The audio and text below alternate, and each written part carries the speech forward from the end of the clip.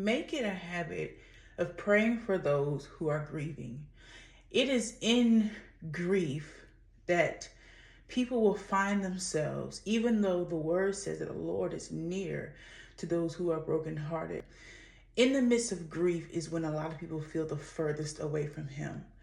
And grief is such a vulnerable space when we suffer the loss of a person, when we suffer the loss of a relationship, when we suffer the loss of a thing, when we separate from something in our life. We don't get to determine the measure of grief that overtakes us, but it's so important, brothers and sisters, that you pray for those who are grieving, because in the midst of grief, people seek out things, ungodly things, to attach themselves to, or to cope with what they are feeling, to cope with the hopelessness, to cope with the helplessness, to cope with the sorrow, to cope with the broken